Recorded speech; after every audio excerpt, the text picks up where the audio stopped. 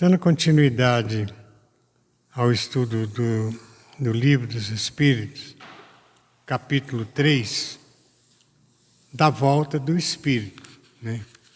O que acontece, né? A alma após a morte, sua individualidade e a vida eterna. Muitas vezes a gente acha difícil, né, falar na morte, né, mas a gente tem que ter consciência do que acontece, porque muitas pessoas pensam que, olha, morreu, acabou tudo, não tem mais nada. Seria muito injusto, né, que outras pessoas sofressem tanto e de repente acabou e não tem mais nada. Então, por alguma razão, nós estamos aqui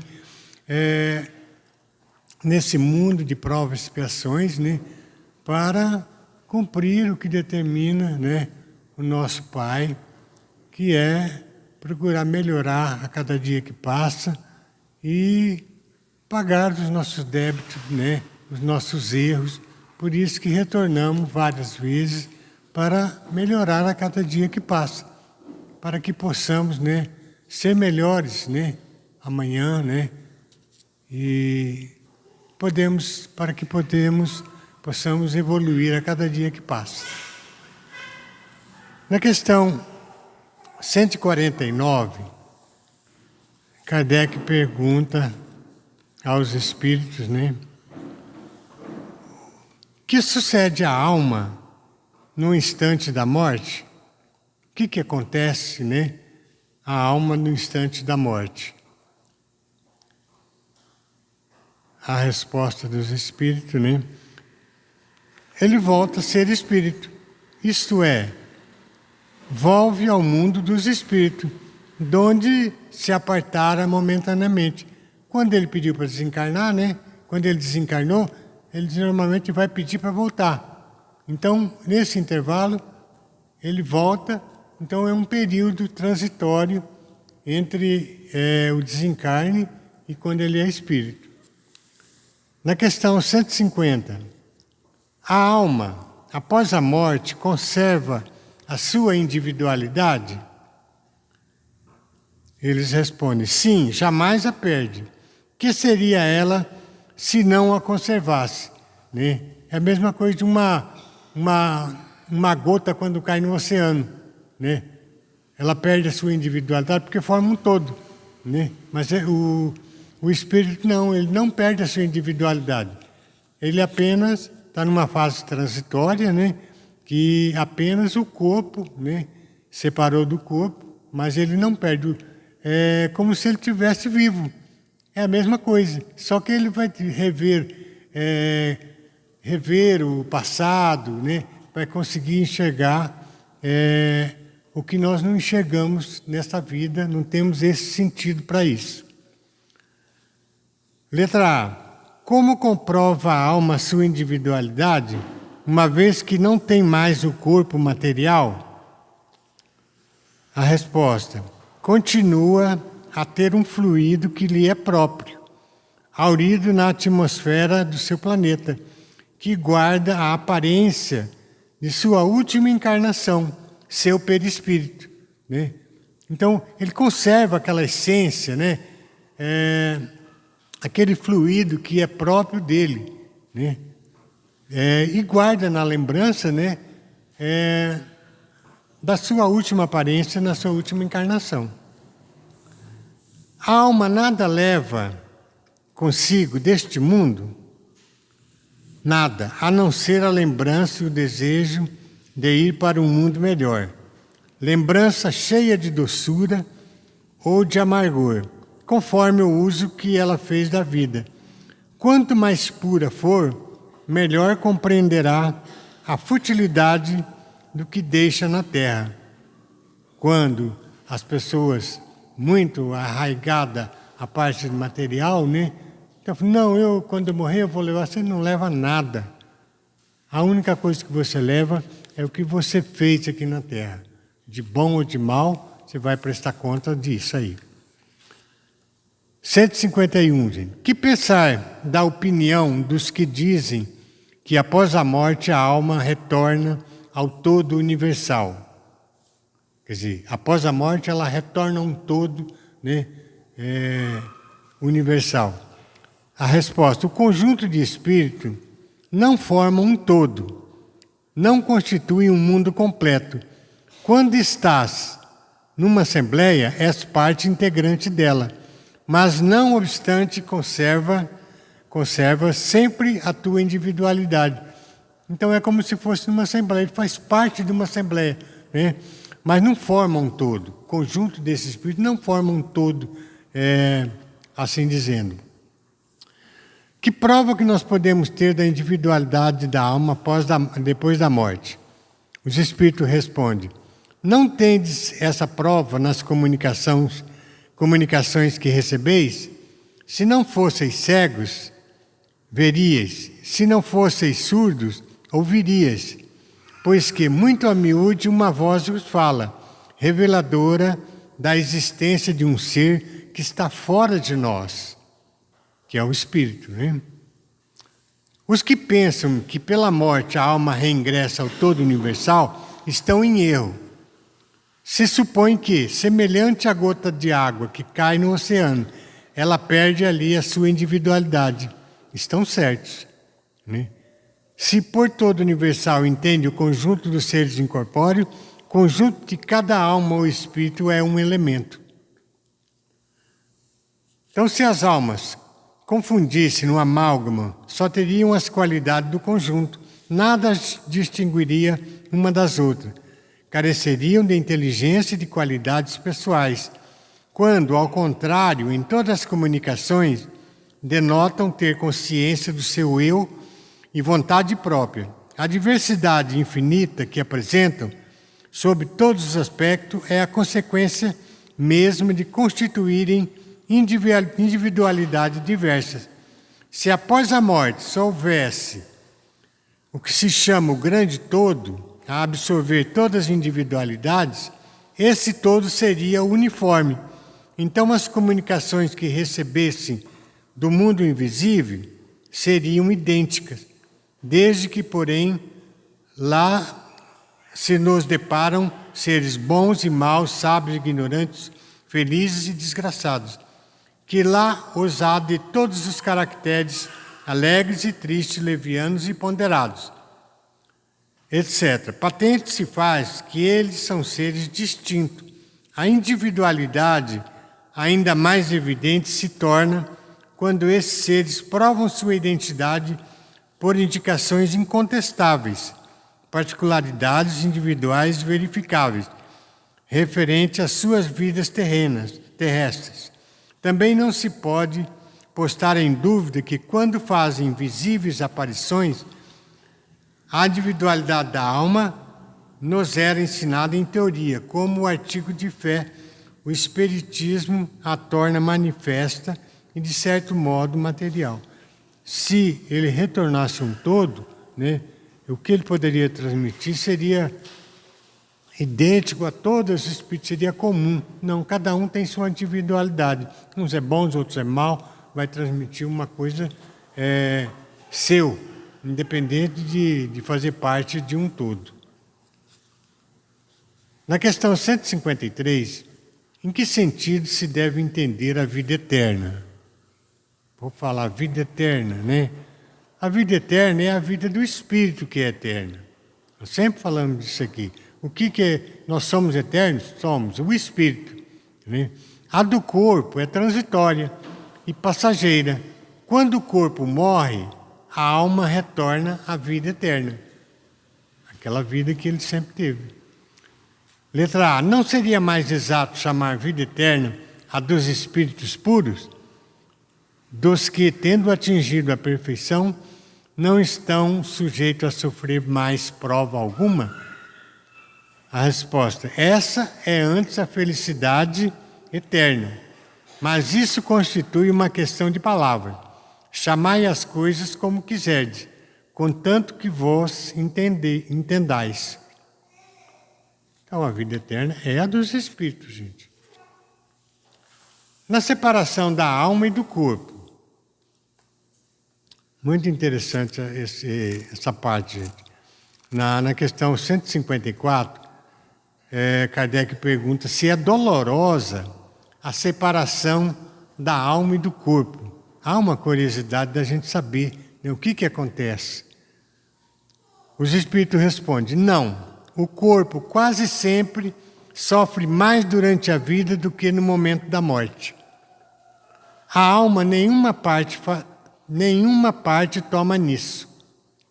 Os sofrimentos que algumas vezes experimento no instante da morte são um gozo para o espírito, que vê chegar o termo de seu exílio. Para ele é uma liberdade, ele está se libertando daquele sofrimento. Na morte natural, a que sobrevém pelo esgotamento dos órgãos, em consequência da idade, o homem deixa a vida sem o perceber. É uma lâmpada que se apaga por falta de óleo, tá? Na morte natural, né, os órgãos se esgotam, né, então é como se fosse uma lâmpada, uma vela que vai se apagando aos pouquinhos, 155. Como se opera a separação da alma e do corpo? Rotos os laços que a retinham, ela se desprende. Letra A. A separação se dá instantaneamente por brusca transição? Haverá alguma linha de demarcação nitidamente traçada entre a vida e a morte? Existe uma linha entre a vida e a morte? Não. A alma se desprende gradualmente. Não se escapa como um pássaro cativo a que se restitua subitamente a liberdade. Aqueles dois estados se tocam e confundem, de sorte que o espírito se solta pouco a pouco dos laços que o prendiam. Esses laços, eles não quebram, eles desatam. Aos pouquinhos ele vai desatando. Então não há um rompimento drástico assim. Durante a vida, o espírito se acha preso ao corpo pelo envoltório semimaterial ou perispírito. A morte é a destruição do corpo somente, não a desse outro invólucro, né, que do corpo se separa quando cessa a vida orgânica.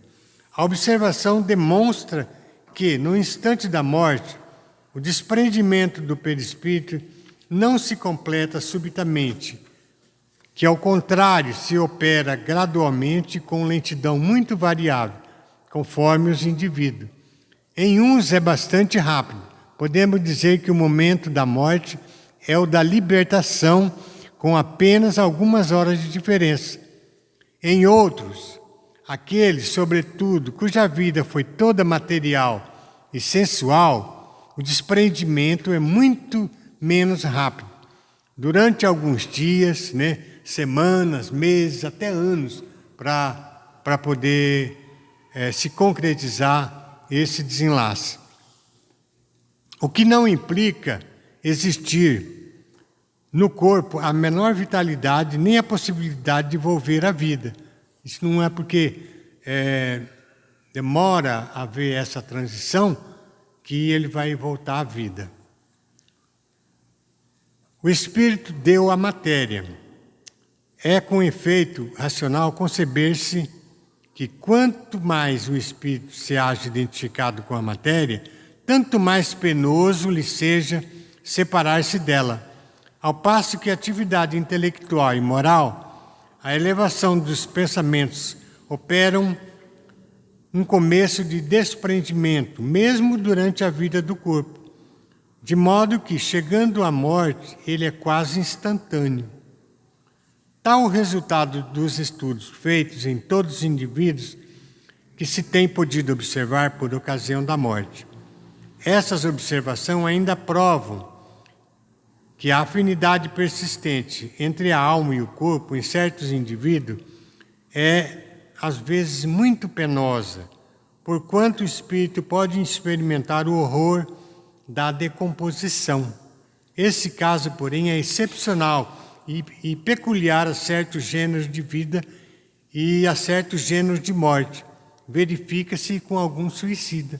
Pode acontecer a dificuldade de desencarnar, o apego é tão grande material que pode acontecer das pessoas ver o próprio sepultamento, né? A própria decomposição, pode acontecer em certos casos.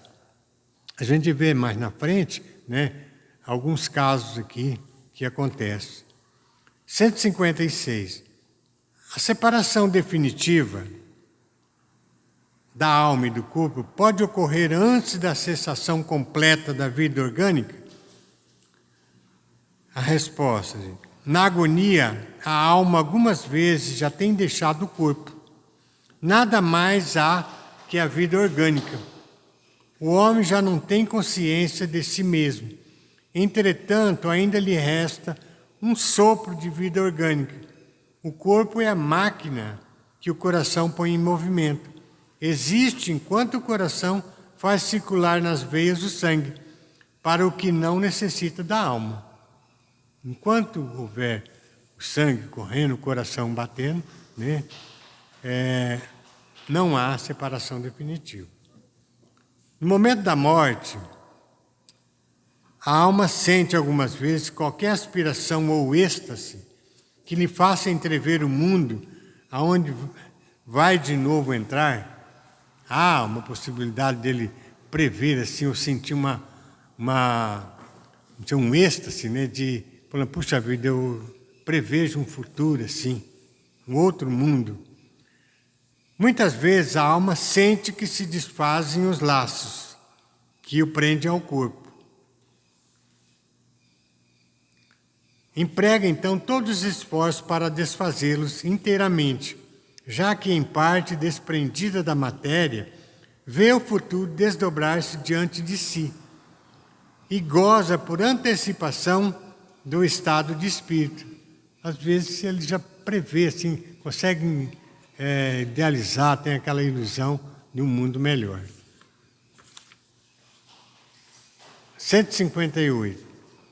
A exemplo da lagarta, que primeiro anda de rastro pela terra, depois se encerra na sua crisálida, em estado de morte aparente, para enfim renascer, como uma existência brilhante.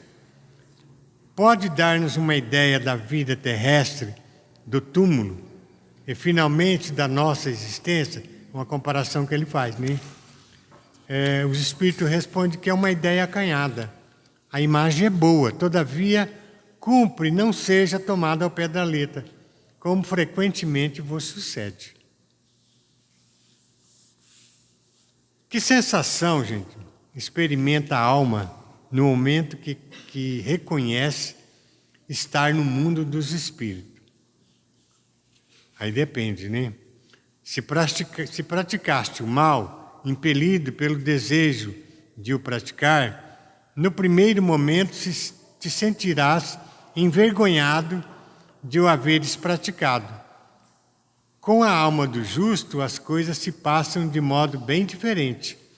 Ele se sente como que aliviada de grande peso, pois não teme nenhum olhar perscrutador.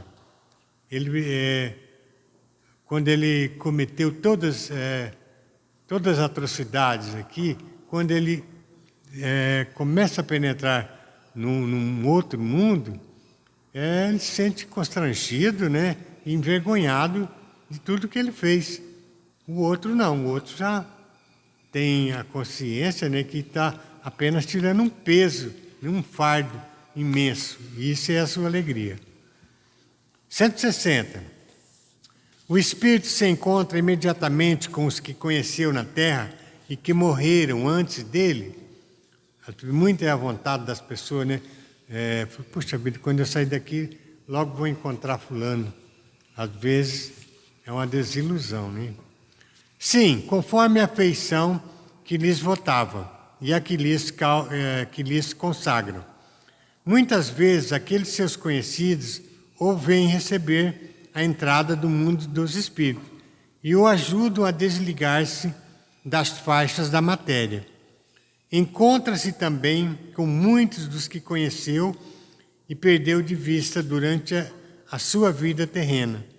vê os que estão na erraticidade e como vê os encarnados e os vai visitar. Nem sempre acontece, viu, gente? Às vezes a outra pessoa não está em condições ainda de receber aquela pessoa que está chegando. 161.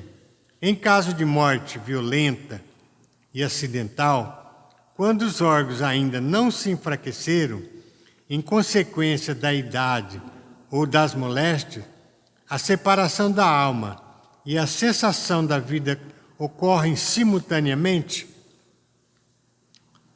Geralmente assim é, mas em todos os casos, muito breve é o instante que medeia entre uma e outra. Normalmente acontece, né, simultaneamente. E outro caso aqui, após a decapitação, por exemplo, conserva o homem por alguns instantes a consciência de si mesmo. Se eu não me engano, eu acho que foi Paulo que foi decapitado, né? Então, esse instante, né, a pessoa conserva por instante a consciência de si mesmo. Os espíritos respondem. Não raro, a conserva durante alguns minutos, até que a vida orgânica se tenha extinguido completamente. Mas também, quase sempre, a apreensão da morte lhe faz perder aquela consciência antes do momento do suplício. Às vezes, antes de acontecer aquela decapitação, a pessoa já perdeu a consciência e nem tem noção do que aconteceu. Trata-se aqui, só para completar aqui, trata-se aqui da consciência de que o supliciado pode ter de si mesmo como homem e por intermédio dos órgãos e não como espírito. Se não perdeu essa consciência antes do suplício, pode conservá-la por alguns breves instantes. Ela, porém, cessa necessariamente com a vida orgânica do cérebro. O que não quer dizer que o perispírito esteja inteiramente separado do corpo.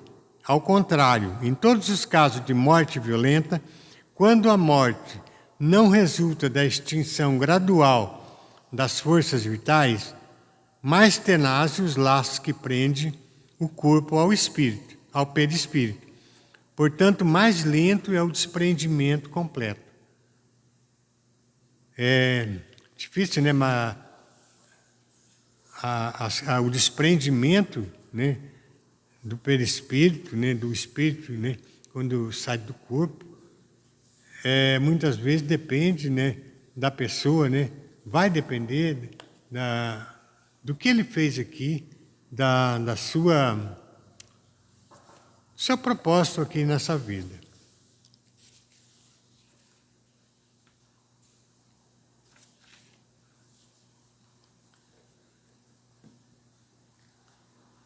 Só para completar aqui, acho que vai dar tempo aqui. Perturbação espiritual. A alma tem consciência de si mesmo imediatamente após deixar o corpo? Imediatamente não é bem o termo. A alma passa algum tempo num estado de perturbação. Ela fica no estado de perturbação. Às vezes sonolento, né, durante um tempo, até tomar pé do que está acontecendo. Muitas vezes ele não sabe o que aconteceu. Ele acha que está vivo. Ele vê o corpo dele ali, mas como tem uma pessoa igual a mim, né? Até ele ter condições de entender o que aconteceu. A perturbação que se segue à separação da alma e do corpo é do mesmo grau e da mesma duração para todos os espíritos? Não, depende da elevação de cada um. Aquele que já está purificado se reconhece quase imediatamente, pois que se libertou da matéria antes que cessasse a vida do corpo. Enquanto o homem carnal, aquele cuja consciência ainda não está pura, guarda por muito mais tempo a impressão da matéria. Fica arraigado pela matéria, não consegue desprender da matéria. O conhecimento do Espiritismo exerce alguma influência sobre a duração mais ou menos longa da perturbação, claro, né? Influência muito grande. Por isso é que o espírito já antecipadamente compreendia a sua situação. Mas a prática do bem e a consciência pura são o que maior influência exercem, né, nesse desprendimento da pessoa. Aqui. Por ocasião da morte, nem tudo é confuso. Por ocasião da morte, aliás, tudo é confuso e é preciso de algum tempo para se inteirar do que está ocorrendo. Aturdido e desorientado, as pessoas parecem despertar de um sono profundo. A lucidez das ideias começam a retomar à medida que se vai a influência da matéria. Retorna então as memórias do passado e a névoa que obscurece o pensamento começa a se dissipar, clareando as suas ideias. Essa perturbação pode durar horas, meses, até muitos anos. Aqueles que se identificam com o futuro que os aguarda compreendem imediatamente a posição em que se encontram. Circunstâncias especiais no gênero da morte, como mortes violentas, né? Suicídio, acidentes, apoplexia, etc. No espírito não acredita estar morto, fica surpreendido e espantado. Quando é uma situação, fica muito espantado, não sabe o que está acontecendo, né? Fala com as pessoas e não sabe por que elas ouvem, né? Não escutam, né? Semelhante ilusão se prolonga até o desprendimento do perispírito. Daí então reconhece que não pertence mais ao mundo dos vivos. Tá? A perturbação nada tem de penosa para o homem de bem, mas para aquele em que a consciência ainda não está pura, ela é cheia de ansiedade e de angústia. Nesse caso de morte coletiva, como acontece muitas vezes, né? Uma enchente, milhares de pessoas que morrem ao mesmo tempo, os que perecem ao mesmo tempo, cada um vai para um lado. Ou se preocupa só com o que lhe interessa. Interessante, né?